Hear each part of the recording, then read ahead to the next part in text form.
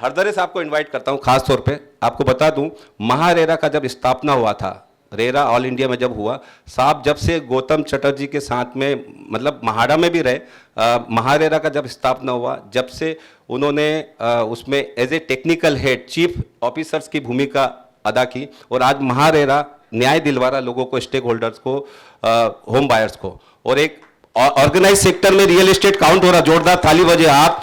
आज हमारे Bhushan ji Sumit group developer हैं, लेकिन भविष्य की संभावना है कि बाहर की जो दूसरी कंट्री है वहां के भी डेवलपर आने की संभावना है। भारत में इस तरह से ऑर्गेनाइज रियल एस्टेट होने वाला है, हो रहा है। तो उसके लिए मैं चाहूंगा, एक कॉन्सेप्ट लेके आए हैं हरदरे साहब कि रीडेवलपमेंट के लिए, जैसे महारेरा में तो आपके home buyer, fresh home buyer का न्याय मिलता है, लेकिन जो रीडेवलपमेंट में हाउसिंग सोसाइटी, उन लोगों को कौन न्याय दिलवाएगा? तो उसी का कॉन्सेप्ट लेके आए। GRSC, गृह रीडेवलपमेंट स्टेक होल्डर काउंसिल, कैसे उनको न्याय दिलवाएगा। गौतम चटर्जी इसको लीड कर रहे हैं, रमेश प्रभु जी भी इसको लीड कर रहे हैं, और हरदरे साहब खुद इसके सेक्रेटरी हैं। तो प्लीज वेलकम DR हरदरे साहब। सर, महाड़ा में करीबन 35 साल ये किया हूँ, उसमें 15 साल करीबन I was a chief engineer, और उसके बाद महारेरा में मैं करीबन 5 साल टेक्निकल हेड था। और अभी हमको पता है कि सोसाइटी के क्या प्रॉब्लम चल रहे हैं। बम्बई में जब महारेरा में था मैं अभी 1 साल पहले, तो देखा कि करीबन बम्बई में 6800 प्रोजेक्ट ऐसे हैं रीडेवलपमेंट में, काम शुरू हो गया लेकिन आज वो काम बंद है। 6800 बड़ी संख्या है, और ये काम क्यों बंद है और काम आगे कैसा बढ़ा सकते हैं, ये बहुत बड़ी दिक्कत का काम है। मैंने अभी आते आते देखा कि ये बिल्डिंग के सामने ही एक बिल्डिंग खड़ी है, करीबन 10 साल से बंद पड़ी हुई है। 6-7 स्लैब हो चुके हैं लेकिन बंद पड़ी है। ऐसे बहुत बिल्डिंग्स है जिसका फाउंडेशन शुरू हुआ है। कुछ बिल्डिंग ऐसी है कि लोग शिफ्ट हो गए, कुछ भी शुरू नहीं हुआ है। तो ऐसे hundreds of building, thousands of buildings Mumbai में है। तो इसके ऊपर क्या करना चाहिए और क्या हो रहा है, क्यों हो रहा है ऐसा, इसके काफ़ी चर्चा हो रही है, लेकिन कुछ एक सामने ऐसा कोई सोल्यूशन नहीं आ रहा है। तो इसीलिए हम कुछ लोग जिसमें ये काम करते हैं, ये सोच रहे थे कि इसमें कुछ कर सकते हैं क्या।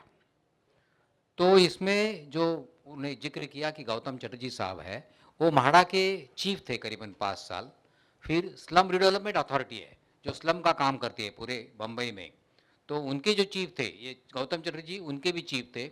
शुरू में जब SRA स्थापना हो गई तो एक संस्थापक ये थे, और वो भी उनके भी चीफ रहे हैं। BMC में एडिशनल कमिश्नर करके उन्होंने काम किया है करीबन 3-4 साल। हाउसिंग डिपार्टमेंट के वो प्रधान सचिव थे, और मुख्यमंत्री के एडिशनल चीफ सेक्रेटरी थे। ऐसे बड़े बड़े जो काम किए हैं उन्होंने IAS करके, करीबन 20 साल का उनको हाउसिंग क्षेत्र में अनुभव है। उन्होंने ऐसा एक आइडिया निकाला, हम सब लोग बैठे थे, कि ये प्रॉब्लम जो चल रहा है, बिल्डिंगें शुरू नहीं हो रही है, शुरू होते तो शुरू में क्या तकलीफ आती है, अगर रीडेवलपमेंट करना है तो उसमें क्या क्या तकलीफ़ें आती है, ये सोच के कुछ इसमें एक कुछ रास्ता निकल सकता है क्या, इसका एक प्रयास करना जारी है। तो इसमें हम इकट्ठे आके एक सोचा कि कुछ एक संगठना बनावी। पहले तो संगठना बनी चाहिए। वो संगठना में कौन चाहिए?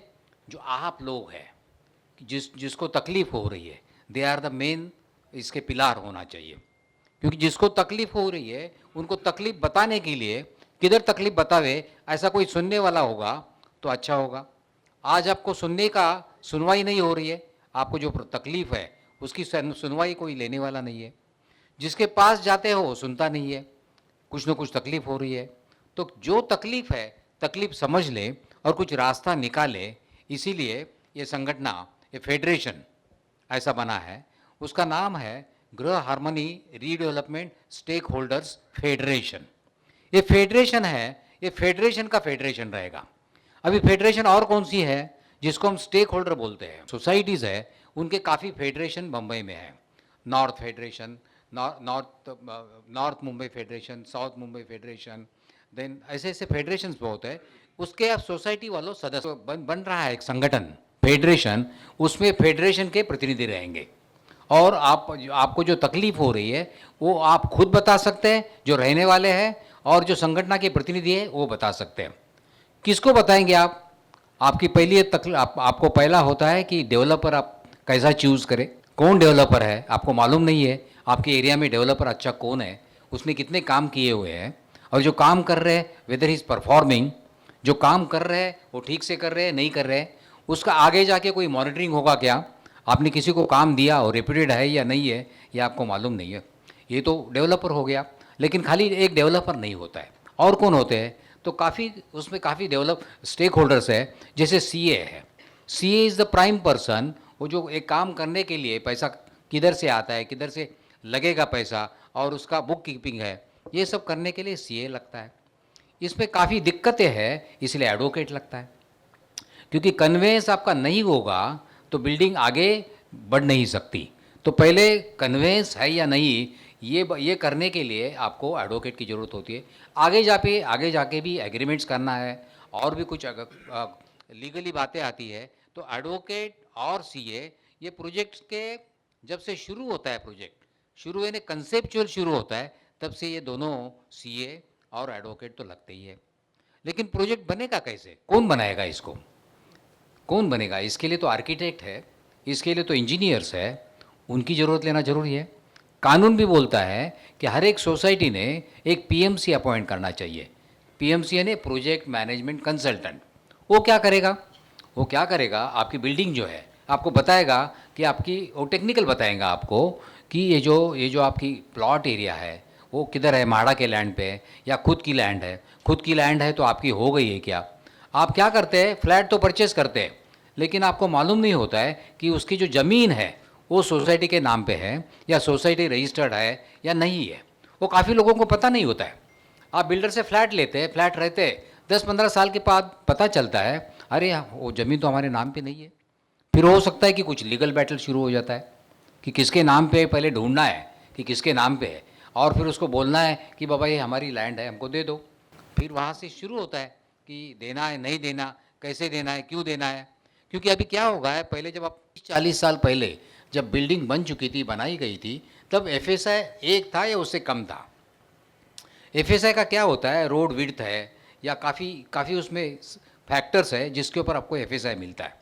कुछ एरिया में जैसे चेंबूर में पहले एफएसआई 0.5 था, किधर 0.25 है, बोरोली में बोरोली में 1 हो सकता है, अंधेरी में 1 हो सकता है। बट जैसे जैसे टाइम जाता है, इंफ्रास्ट्रक्चर बढ़ता है, पानी बढ़ता है, लाइट आता है, रोड्स बढ़ते हैं, तो गवर्नमेंट एफएसआई बढ़ाती है, या जो रिडेवलपमेंट करना चाहते हैं उनको कुछ ज़्यादा एफएसआई देती है। अभी ये एफएसआई कितना मिल रहा है हमारी बिल्डिंग को, म्हाड़ा की होगी तो म्हाड़ा को कितना मिल रहा है, म्हाड़ा की लैंड को ज़्यादा एफएसआई मिलता है, और बाकी जो सोसाइटीज़ है उनको टीडीआर लेना पड़ता है या रिडेवलपमेंट के लिए एफएसआई मिलता है। ये सब कैलकुलेशंस आपको कोई ऑथेंटिक बताने वाला चाहिए, ऑथेंटिक होना चाहिए। आपको कोई भी आएगा, अरे आपको इतना एफएसआई मिल रहा है, मैं आपको इतना देता हूँ, आपको 500 एरिया मैं 800 देता हूँ, मैं 900 देता हूँ, बट उसका कैलकुलेशन लेना ज़रूरी है। वो कैसा बनता है, हर एक को जो देना है वो कैसा बनता है, उसका कैलकुलेशंस कैसे हो सकते हैं। ये सब मन में सबको चिंता सता रहती है कि ये सब बन गया, समझो पीएमसी ने बताया मैं आपको इतना देता हूँ, आपने डेवलपर भी अपॉइंट किया, जो भी है, फिर सप्लायर आएंगे, जैसे एलएनटी है, और भी मटेरियल लगते हैं, स्टील है, सीमेंट है, बाकी काफ़ी मटेरियल लगते हैं। तो ये सब को एक जुड़ाने का हम प्रयास कर रहे हैं, क्योंकि इसमें क्या होना चाहिए, आप जब काम करना चाहते हैं तो एक ट्रांसपेरेंसी होनी चाहिए। ट्रांसपेरेंसी क्यों होनी चाहिए, आपके मन में है, वो सामने वाला जो बता रहा है वो सच है नहीं है, ट्रांसपेरेंट तरीके से बोल रहा है या नहीं बताए बोल रहा है। जब मैं आप में ट्रांसपेरेंसी नहीं है, मैं आपको कुछ बोल रहा हूँ, इतना एफएसआई मिल रहा है, इतना या ऐसे टाइप का सीमेंट लगेगा, आपकी लैंड ऐसी टाइप की है, इसमें फाउंडेशन कैसा लगेगा, इसमें पाइल्स लगेगा नहीं लगेगा, नॉर्मल फाउंडेशन लगेगा, कितनी हाइट बनेगी, कितनी कार पार्किंग होगी इधर, और क्या क्या अम्यूनिटीज़ बन सकती है, ये ट्रांसपेरेंसी होनी चाहिए उसमें। नहीं तो बता सकते हैं आपको मैं एक कार पार्किंग दूंगा, लगता है कि बाद में कार पार्किंग बनाए ही नहीं है उतने, 100 फ्लैट है तो 100 कार पार्किंग नहीं है, या और किसी को बेचे गए हैं। इसमें ट्रांसपेरेंसी नहीं होती है ना, तो एक झगड़ा शुरू हो जाता है। तो एक ट्रांसपेरेंसी लाने की कोशिश ये जीआरएसएफ जिसको मैं बोल रहा हूँ, ये Griha harmony redevelopment stakeholders federation, ये करना चाहती है। ये सेक्शन 8 कंपनी करके रजिस्टर हो चुकी है, यानी नो प्रॉफिट नो लॉस पर ये आपको सलाह देगी, कुछ भी पैसा नहीं लेंगी, सोसाइटी से एक पैसा भी नहीं लेंगे।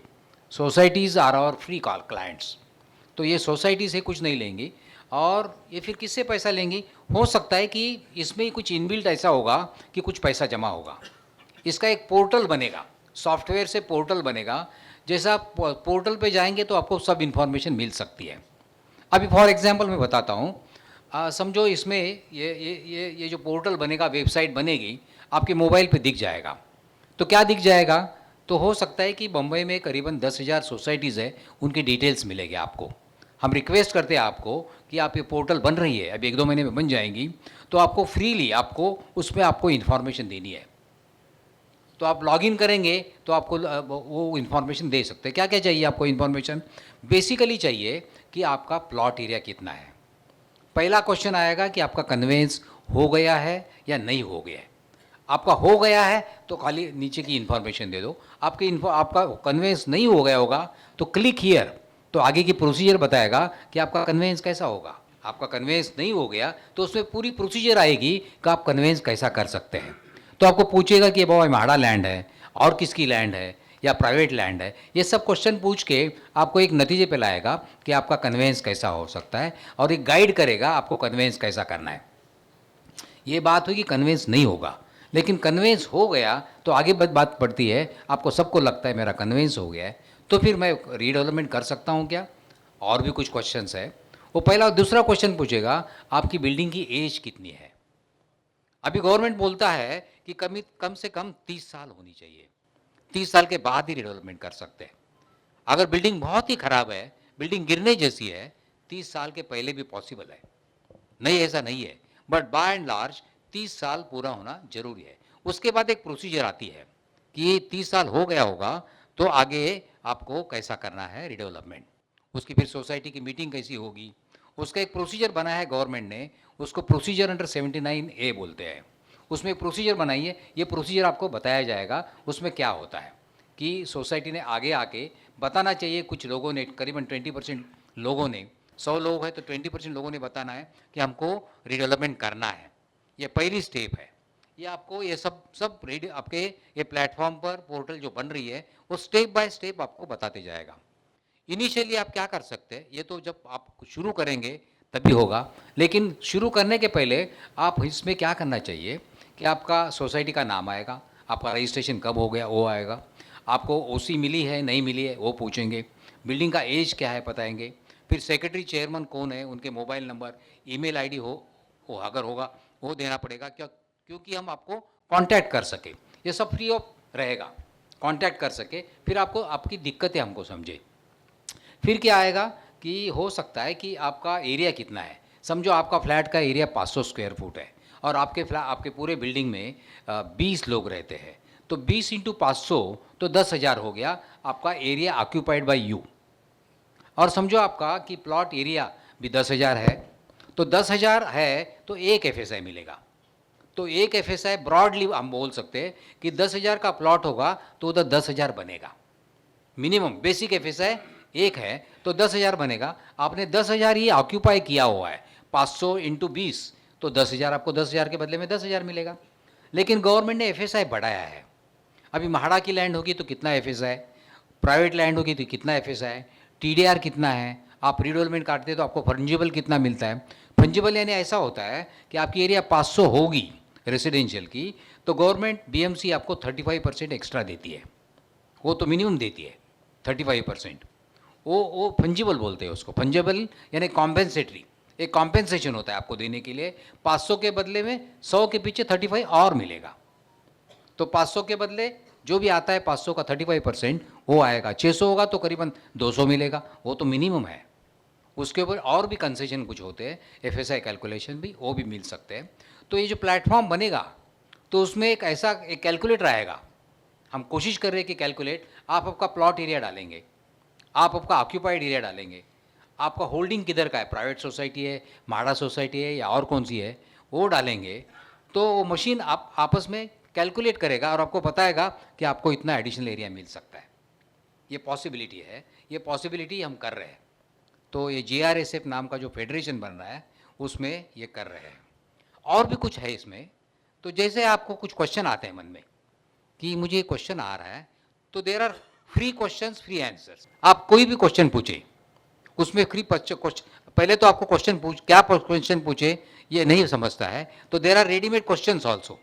सोसाइटी के बारे में हमने सोचा है कि क्या क्या क्वेश्चन आपको आ सकते हैं, यू कैन चीज द उसमें का आपको एक अगर पूछे कि मुझे एफएसआई कितना मिलेगा, मेरा इतना एरिया है, ये सोसाइटी के चेयरमैन मुझे बताते नहीं है तो मैं क्या करूं, ये सोसाइटी के सेक्रेटरी है, हमारी मीटिंग नहीं हो रही, ऐसे जो जो क्वेश्चन आपके मन में आएंगे उसका जवाब उसमें मिल सकता है, आपको रेडीमेड जवाब आएगा उसमें। लेकिन हो सकता है कि आपका एक स्पेसिफिक क्वेश्चन होगा, आपका स्पेसिफिक क्वेश्चन होगा, देखो मेरा एरिया है 500 लेकिन मिलर बोल रहा है 400 ही है, तो ऐसे कुछ स्पेसिफिक क्वेश्चन हो सकते हैं, तो उसके लिए भी जवाब होगा, तो उसके लिए आपका स्पेसिफिक क्वेश्चन होगा, तो उसमें पेड आंसर्स भी होंगे। ये कौन देंगे पेड आंसर्स? उसमें इंजीनियर हो गए, आर्किटेक्ट हो गए, इसका एक पैनल होगा। हम जो कर रहे हैं में भी देर आर सेवरल इंजीनियर्स, हर एक, आपने बोरोली का, आप अभी मलाड के हैं, अभी आप अब उसके ऊपर मलाड एरिया के मुझे इंजीनियर्स चाहिए या आर्किटेक्ट चाहिए या एडवोकेट चाहिए, ऐसा आपने उसके बता दिया, बटन दबा दिया, तो आपको मलाड की इंजीनियर्स की, आर्किटेक्ट्स की, सीए की लिस्ट आ जाएगी, उसके नंबर्स आएंगे, उनका और क्या आएगा, उन्होंने कितने साल काम किए, उन्होंने अपने एरिया में काम चल रहा है क्या, ये सब इंफॉर्मेशन ये पोर्टल पर आपको आ सकती है। फिर क्या कर सकते हैं, आप सिलेक्ट कर सकते हैं कि आपको क्या क्वेश्चन पूछना है, और क्वेश्चन के बारे में फिर आपको एडवोकेट को पूछना है, इंजीनियर को पूछना है या सीए को पूछना है, आप सिलेक्ट कर सकते हैं उसमें से, उनका फ़ोन नंबर होगा, और सिलेक्ट करने के बाद आप उनको ये क्वेश्चन पूछ सकते हैं, उसका पेड आंसर आएगा, मे बी 50-100 रुपये उनका फीस जो ये बोर्ड डिसाइड करेंगी वो आपको उसमें देना पड़ेगा।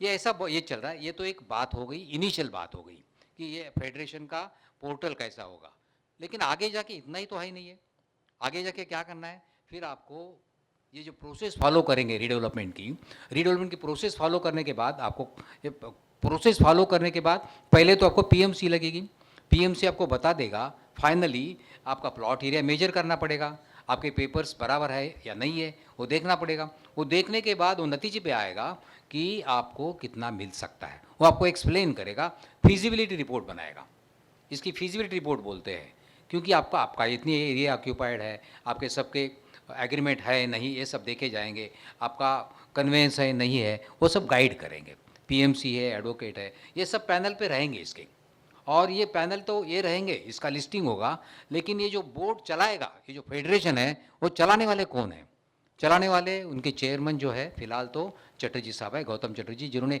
ये सब इसमें काम किया है। और कौन रहेंगे, सीए की जो महाराष्ट्र सीए की जो संगठन है पूरी बॉम्बे की, उनके रिप्रेजेंटेटिव रहेंगे, पूरे बॉम्बे की जो संगठन है, जो सीए उनके काम कर रहे हैं, उनकी संगठन है, उनके रिप्रेजेंटेटिव रहेंगे, जो एडवोकेट्स है पूरे मुंबई में, उनकी संगठन है एडवोकेट्स बार एसोसिएशन, उनके प्रतिनिधि रहेंगे, जो कंज्यूमर्स है, काफ़ी कंज्यूमर संगठन है, उनके जो अध्यक्ष है, फिलहाल शिरीष देशपांडे करके है, मुंबई ग्राहक पंचायत, वो इसके ऊपर रहेंगे, ऐसे 10 लोग इसमें रहेंगे।